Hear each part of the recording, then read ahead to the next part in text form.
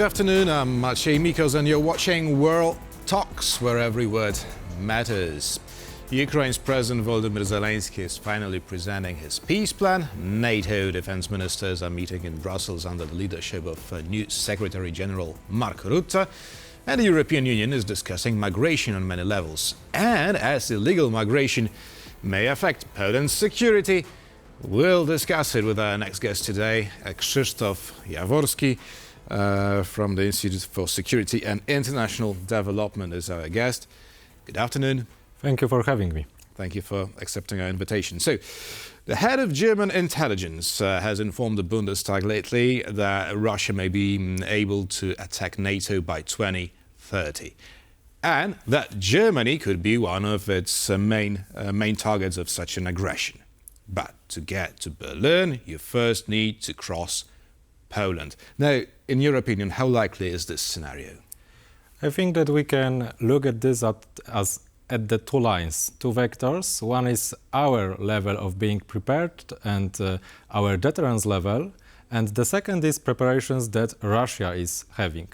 They have huge loss now at Ukraine. However, they are learning, they are reorganizing their army, and they are still mobilizing their economy and their population.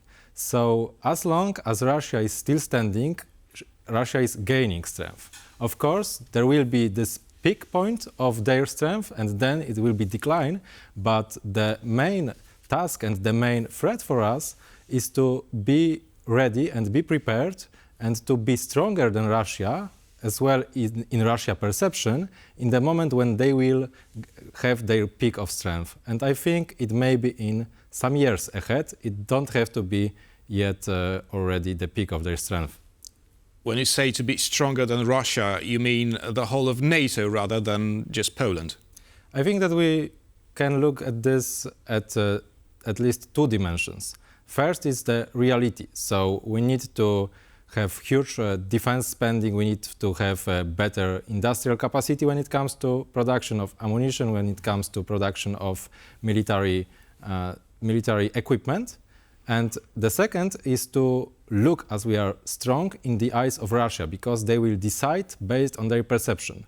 They already attacked Ukraine and they were surprised that they didn't win in some days. So, of course, they can make this decision based on wrong perception. Ukraine was stronger than Russia thought it was, and the West, NATO, Western countries had more will, especially Poland, especially our region neighbors, and US. They had more will to support Ukraine than Russia could think before the aggression. So, yes, it is the whole NATO, but it is especially eastern flank of NATO and Poland. Mm-hmm. Well, so far there's a hybrid war waged against Poland, and one of its aspects is the constant pressure on the Polish-Belarusian border from illegal migrants that has been, this whole situation has been orchestrated by the Kremlin. We have no doubts about it. Now, is illegal migration truly posing a major threat to Poland's security, as stated by Prime Minister Donald Tusk? Yes, it is an important threat for Polish security, and it is as well important topic when it comes to internal politics, because it's the topic which polarized the political scene, which is polarizing people who are voting, and political leaders, political parties are dependent on this public opinion. So we need to look at this at two dimensions. One is that Polish leadership needs to take important, they need to have a stronger stance when it comes to migration, because that's what public opinion demands of them. And the second thing is that, yes, indeed, we are external border country. We have a different situation than, for example, Germany, which is as well taking really, against European values, against European rules. They blocked their borders, but that's totally different situation. Polish border is external border. Polish border is border which is under hybrid warfare attack. Polish border is under pressure from Belarusian and Russian services which are using migrants as a weapon. Apart from the border crisis, we had a series of acts of sabotage. This year we had Russian spies, namely Pavel Rubtsov, meddling in Polish affairs. Is there anything else that Russians have up their sleeve? What can we expect in the nearest future?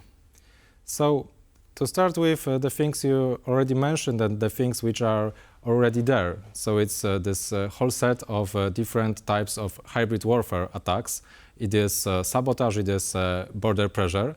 It is as well disinformation, which is one of the most important point where Russia is using its pressure now, because they are helping polarization, they are supporting in media, in social media, especially by both algorithms, so-called bots, and both by people who are writing, for example, comments or creating false information, trolls. And this is very important because it is hard to detect. When we have conventional war, all people, everyone who is looking at it knows that it is war, that it is threat. And with this disinformation, there is a lot of controversy, there is a lot of discussion.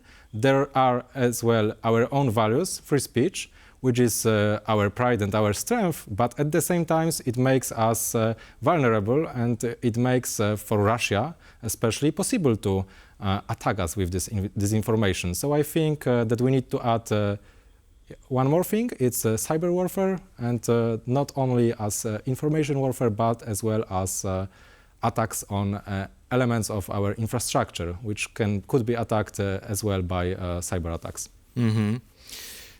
Well, you said that Poland is a border country for NATO. Yes, it is, and now that we have the upcoming presidential election in the US, if Donald Trump wins, there is a possibility that this and withdraws support for Ukraine. There is a possibility that Poland would have a longer border with hostile countries. What would it mean for our country? I think that when it comes to Trump, the main thing is that we don't know yet what he will do and which factions in his own party will create. But honestly, what does it sound to you like? I will end the conflict in one day. Oh, I think that's impossible, and that's just something he's saying for internal public opinion to, well, to make his voters believe that he is so strong and so influential that he can do something like that. But when it comes to reality, we don't know yet what he will do, but this volatility is a threat itself.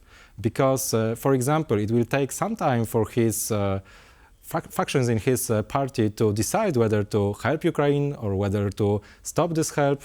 It will be very precious, very important time without decision, without this support. So I think that it is real threat, it is real risk for Ukraine, and it can have a negative impact at what is going on the front line, at this military side. So I wouldn't say that it is something very probable that we will have this longer hostile border, but we will have more problems because when we look at this, well, Russia-Ukraine war, the earlier decisions would be made, the earlier this conflict would be finished already. But the West, especially Germany, was waiting, the West waited for making these decisions, and now we are here with almost 3 years of war, with a lot of casualties, unfortunately at the Ukrainian side as well. So yes, Trump is volatility, and it is something that is threat for frontline. And lastly, a short answer, please.